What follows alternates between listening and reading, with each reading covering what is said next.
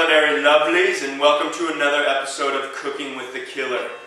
I'm going to a backyard soiree this afternoon, aka barbecue, and I'm going to be bringing a tortellini salad, okay? Now what my tortellini salad is tortellinis. I got two packages, one plain white and then a mixture of red, green, and white tortellinis. They're all stuffed with cheese, okay?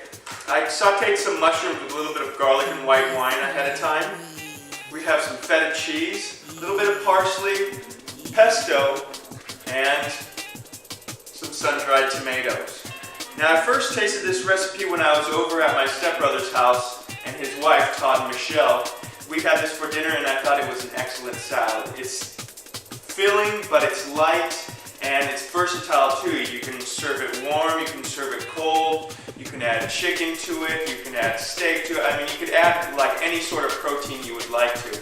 I'm just going to go plain with a little bit of vegetables. The protein, you know, there's a little protein in mushrooms, so that'll go good with that. Alright, you ready? Okay, here we go. I have my water boiling for my pasta here. Now, if you don't know how to boil water, we'll do that on our next episode. Okay, I'm just going to go ahead and dump in my tortellini. That's my colored package, and this is my plain white package. Now you can go ahead and use just all the plain whites, it's fine. You know, this just adds to the color of the dish. You know, it helps it out, brings it a little more liveliness here. Okay, so my water is boiling. I got my tortellinis in. I'm probably just going to boil them for only about 6 or 7 minutes. I got them in my refrigerator section so they're not completely dried out. Okay, so they don't need that long of a time to cook. And be careful, because if you overcook these, they will become very soft and mushy, and then they will eventually end up opening up. Alright, so we're going to get these cooked. While these are cooking, I'm going to go ahead and get the rest of my ingredients going. My pasta's done cooking. I went ahead and I dumped the water out. I rinsed them with some cold water. And now while they're sitting there waiting, I'm just going to hit them with a little bit of olive oil to prevent sticking. So as you know, I'm getting the rest of my ingredients ready. These will just sit, and the olive oil will help them prevent from sticking together.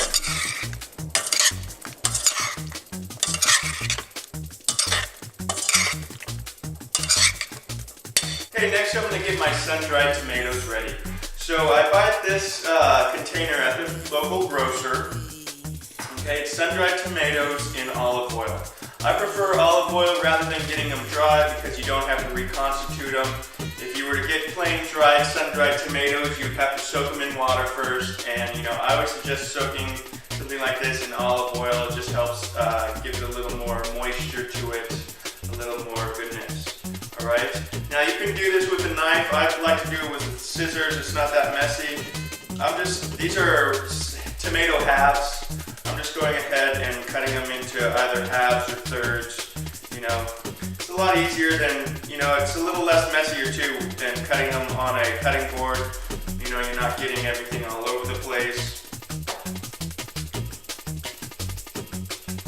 I'm going to go ahead and do about a quarter cup of dried tomatoes. Actually, I'm going to go ahead and do a half a cup since I got 2 orders of the pasta. Okay, so I'm done cutting up my tomatoes. Next we have our parsley. I like to add a little bit of parsley to almost everything. It just adds a little bit more flavor. It's got a good earthiness. You know, you're eating your greens, so that's important. Now I'm just going to take off the tips of the parsley. And once I get probably about a cup, I'm going to chop it up.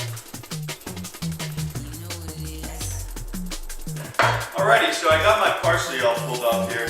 Now I'm just going to lightly chop it up. I'm not going to mix it into anything fine. You know, I'm just going to give it a rough chop. A good easy way to do that is take whatever herbs or leaves that you have and kind of bunch them together real nice and tight. Okay? And then kind of, once you got your little ball of herbs going, get your knife and just slowly rock and roll. That way your herbs aren't flying all over the place. You're kind of giving them a nice even cut. So that's it. Bam, throw my parsley in there. Next I'm going to go ahead and throw my mushrooms. Now I just sauteed my mushrooms with a little bit of chopped garlic and white wine.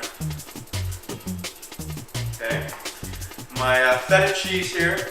I like feta cheese because it's a little dry and crumbly, and it just complements the pasta pretty nice. Okay. About 2 tablespoons full, overflowing tablespoons. All right. And now adding my lovely sun-dried tomatoes. Okay, and then we have some pesto. I'm gonna go ahead and use about half of this.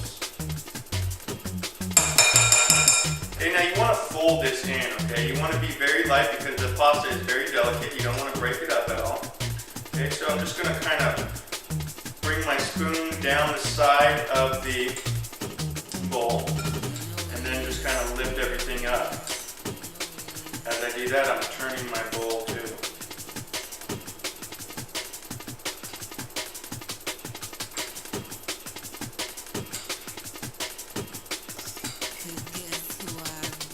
Now, normally I would add pine nuts to this, but you know, when you're going to you know, a public, or not a public place, but you know, when you're going to a party and you don't really know if anyone's allergic to anything, you know, I go ahead and omit those. Though there is a little pine nut in the pesto, and I'll let people know, hey, there's nuts in this, so you know, be careful if you are allergic. I do recommend. You know, another nice thing to add to this salad would be Kalamata olives, but I didn't have any, so I'm just using this. Okay. Whoop-pow! And here we have it. We have our tortellini salad with homemade pesto, sun-dried tomatoes, some sauteed mushrooms with a little bit of garlic and white wine, feta cheese, and some fresh parsley. I think it looks lovely. I hope you do too. Please go ahead and try this recipe at your home for your loved one and your family. All right, happy cooking. Please enjoy, and I will see you next time on Cooking with Killer. Aloha. Ha, ha, ha.